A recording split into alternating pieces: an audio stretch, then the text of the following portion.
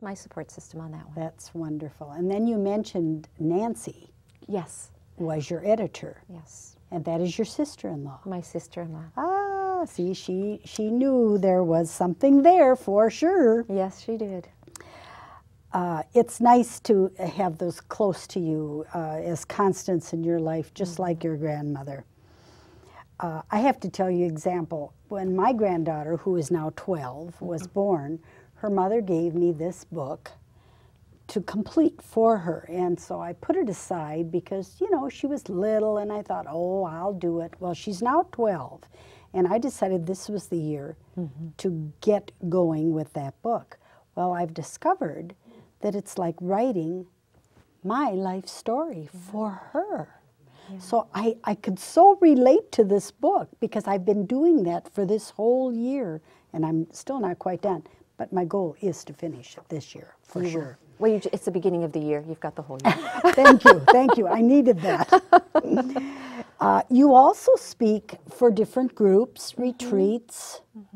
And how do you get those? Is that through your website, or if somebody wanted to contact you? Through my website would probably be the best way, or emailing me. Yes, and we're going to give both of those so that people will see those. Yes. I have presented for the YMCA and a fall women's retreat, and I had done a number of workshops during that. I will be presenting up at the Minnesota School Counselors Association conference come May.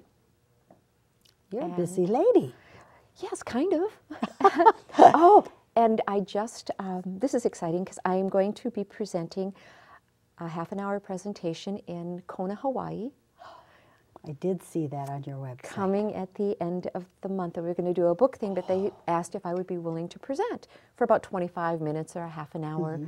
And so I have a little topic I will present on, not about the book a little bit, but more on the topic. So I'm excited. I can incorporate my school counseling and all of what I've learned through some of that and my teaching experiences, and be able to get up and do some of my teaching too. Oh, that is wonderful. I'm excited. Now, you also belong to a group of other people who have written books? Yes.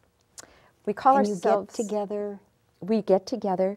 I'm in a book club myself, which is a group of women. We get to, and we read books, you know, as a regular book club. And then the Color of Authors is a group of authors, independent authors that are all award-winning. And we have gone, our month of December, we were very busy. We have done events all over where we will go. Some have been, for example, at the Lake Elmo Inn. They invited us to come, and the Chateau La Mothe Wine Bar in Burnsville. And then we've done actually Byerly's in Edina. And in Ridgefield. So just weird places, different places where you might not think you're going to come in and meet some authors. Gives a chance to talk with the authors, to meet with them. And it's been fun. In your school counseling, do you ever talk to young people about reading, the importance of reading? Yes, I did. And as I was a classroom teacher prior to that, fourth elementary. And yes, reading, I did talk about the importance of reading. Reading, even if it's picking up a comic book, that's where it starts. I was a late bloomer in reading. I really read my first book in junior high school. I did not really read a book prior to that. And it was To Kill a Mockingbird, and it changed my life. Oh my, and that was a heavy book to be reading at that time. And yes, and that book changed my life. Sure. Oh, interesting. So it's never too late. That's, I guess, absolutely. where we should put it. Absolutely. In fact, I had somebody once tell me that they had gotten my book. And actually it was this young woman, and I said, well, I'm going to ask you about it. And she went home and she said, oh my gosh, she's going to ask me about it. I don't even read.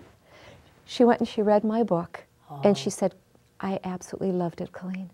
Thank you. Thank you. And she goes, and you don't understand. I'm not a reader. Isn't that I thought, amazing? You know, that was great.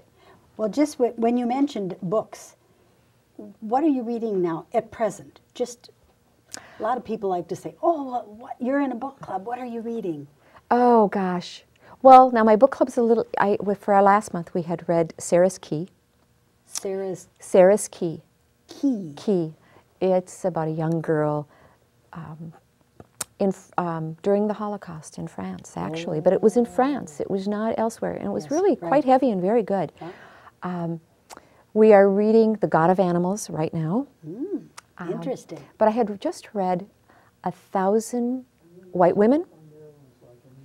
And it's a novel, but it was about women that were kind of going to be as brides to a native troop, native, and that because then their children would become part of the white settlers. It's always interesting to hear what someone else is reading. I'm always reading. It's kind of my Are you in the addiction. process of writing any other books, or has there been a thought? Oh, there's been a thought. You have. I have a thought going around. We just it's don't been want really you busy. to take 30 years to write another book. I mean, this is good, Colleen. Don't wait 30 years. I won't be here to read it. No, it won't go that long. No, on second thought, I will be. You will I'm be. going to be very positive and live each day in many more. Exactly. I have ideas going on. It just, it's been time, and life was real busy in the last few years. I really hadn't even done any promoting of the book. I just actually had no time. Well, I don't think you have to now. You just have to pick it up and read it, and people will tell other people. And that is so true. Actually, I've done a yes. second printing, and I did very little promoting. So it's pretty exciting. It's been, it's such a wonderful, I have a dear cousin whom I am going to buy that for and send it to her, and I know she's going to absolutely love it. Oh, good. Thank you. So I think we have to be grateful to you because you've shared with us what life is and should be all about. Yeah. I just think that there's so many little things in this book. Colleen even talks about menopause.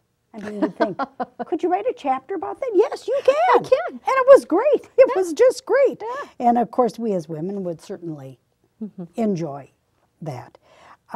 Yes, I just think you have so much wisdom in this little book, and what's nice about it is you can stick it in your purse and, pick it up whenever you want.